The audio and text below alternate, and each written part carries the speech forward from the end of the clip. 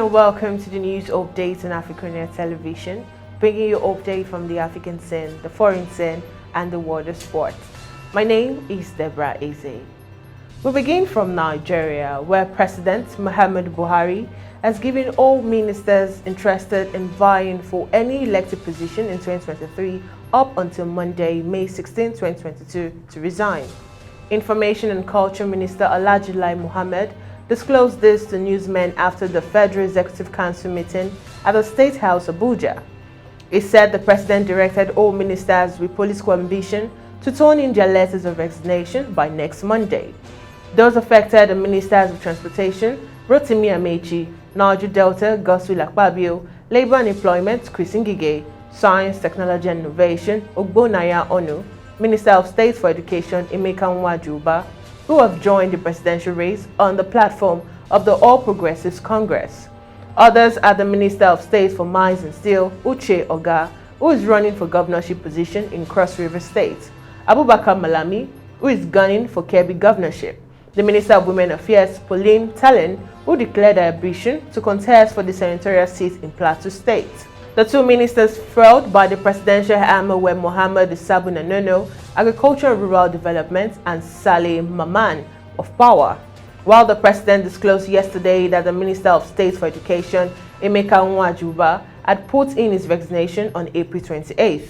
He urged others that have purchased nomination forms to do the needful or approach him for clarifications if they felt otherwise. Still in Nigeria, the National Executive Committee of the People's Democratic Party on Wednesday has thrown open its presidential ticket ahead of its presidential primary slated for May 28 to 29, 2022. The decision came after its 96th meeting held at its Wadata Plaza National Secretariat.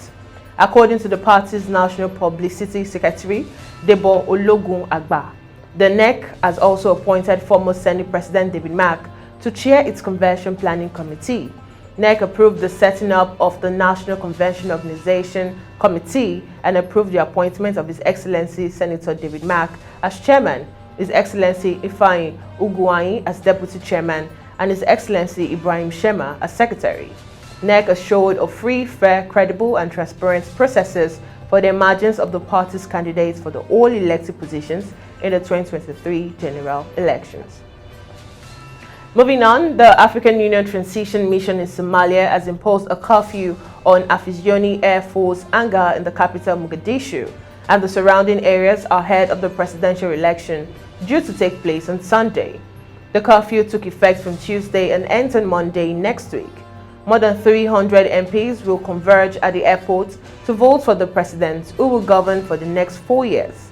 Key candidates in the election include President Mohamed Abdullahi Farmajo and his two predecessors, Hassan Sheikh Mohamadu and Shari Sheikh Ahmed, who is widely regarded as front-runners. The vote has witnessed a series of delays before a date was finally set for Sunday, May 15th. Meanwhile, a record of 39 candidates have registered for the race taking place Sunday, May 15th, and more than 300 MPs will be in charge of deciding who will be the next leader of the easternmost African nation. Current President Mohamed Abdullahi Mohamed is running again after an attempt of extending his 4 years first term in 2021. Former Foreign Minister Fawziya Yusuf Adam is the only female candidate.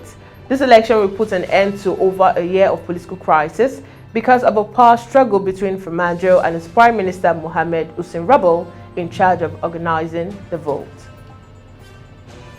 Still on the African scene, 8 soldiers have been killed and 13 wounded in an attack in northern Togo on Wednesday.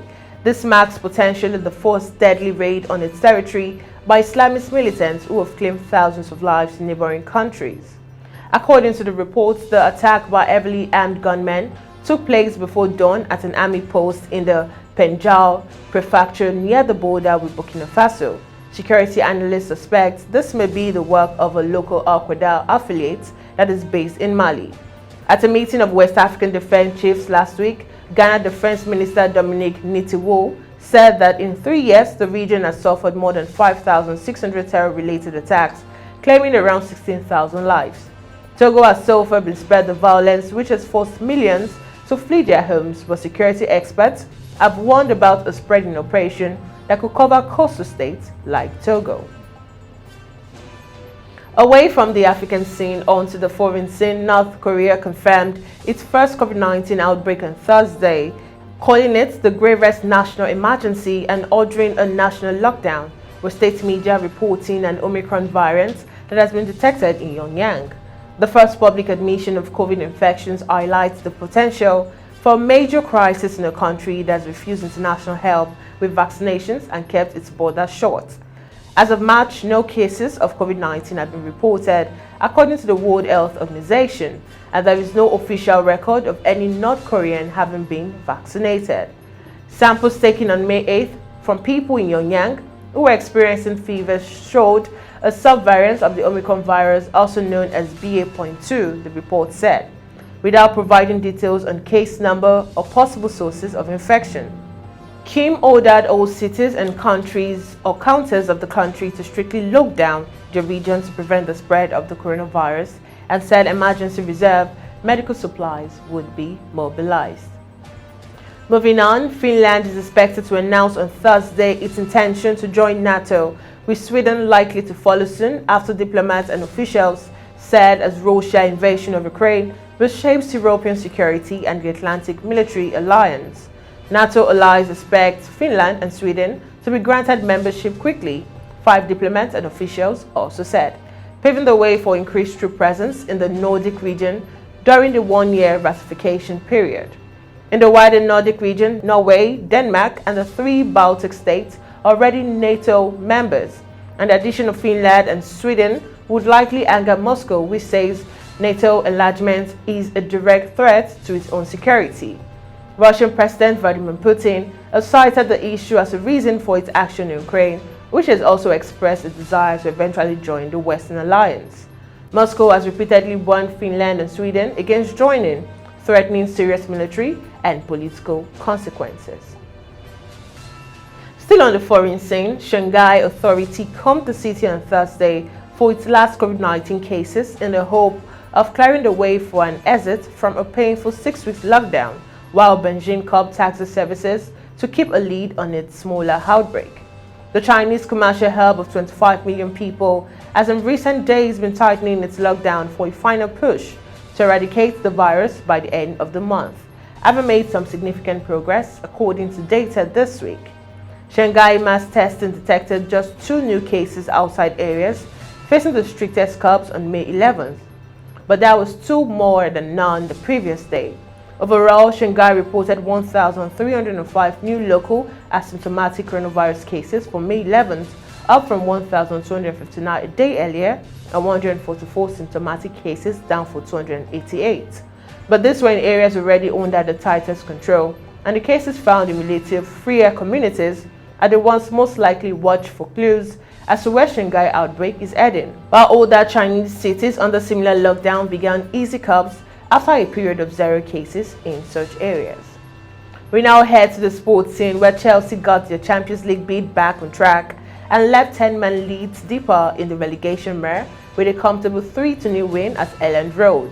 Mason Mount's early strike and second-half goals from Christian Pulisic and Romelu Lukaku altered Chelsea's 3-game winless run and lifted them 4 points clear of London rivals Arsenal in 3rd place. It was a timely win for Thomas Tuchel's side, who had dropped 10 points in their previous 5 matches before Saturday's FA Cup final against Liverpool. For Leeds, it was another night to forget. They slumped to a 3rd straight defeat to remain in the bottom 3 and had a man sent off for the 2nd time in successive matches. And finally, Vardy scored twice on his return to the starting lineup as Leicester City moved into the top half of the Premier League table with a 3-0 home win over relegated Norwich City on Wednesday. The largely meaningless match, with the Foxes out of the contention for the European place but safe from relegation while Norwich were already condemned to the drop, ended Leicester's run of 7 games without a victory. Leicester, now 10th and a point ahead of Crystal Palace, were dominant, but Teemu Pukki came close for the visitors when he hit the post in first-half stoppage time. Vardy then broke the highs in the 54th with a deflected right-foot shot from the left of the box and made it 2-0 in the 62nd before James Maddison scored the third in the 70th against his former club. And that concludes the news updates on AFRICUNIA television. Follow all our social media platforms displaying on your screen to stay updated and connected to our news and other programs. Subscribe to our YouTube channel, like, and leave a comment for us on the comment section. Once again, I am Deborah Ezeh. Bye for now.